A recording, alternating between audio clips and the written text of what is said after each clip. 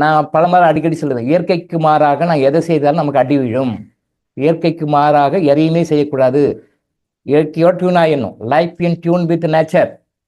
Life in tune with nature. Mind வச்சுக்கோங்க, இது standard formula. Life in tune with nature.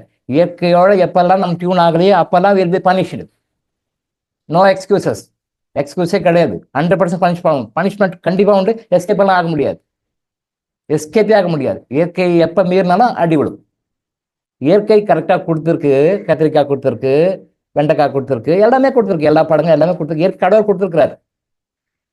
இதில் நீங்கள் வர்றதுனா yield கம்மியாக வருது. இந்த ஈல்டெல்லாம் பத்தாது, மனுஷனுக்கு பத்தாது.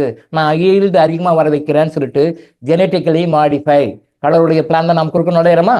Genetically modified. உள்ளே போய் அதே வெண்டைக்காய் தான், ஆனால் ஈல்டு நிறைய வரும். அதே கத்திரிக்காய் தான் ஈல்டு நிறைய வரும். அதே நெல் தான் அதிக மகசூல் கொடுக்கும், ஷார்ட் பீரியடில் வரும் அப்படின்னு சொல்லிட்டு கடவுளுக்கே நாம் பாடம் சொல்லி கொடுக்க ஆரம்பிச்சிட்டோம். அதனால தான் இன்னைக்கு மனித சமுதாயம் கஷ்டப்படுகின்றது.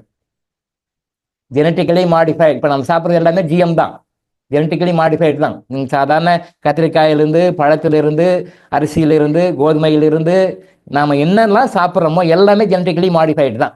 எதையெல்லாம் நீங்கள் ஜெனட்டிக்கலி மாடிஃபைட் சாப்பிட்றீங்களோ அத்தனையும் உங்களுக்கு நோய்களை உருவாக்கும்.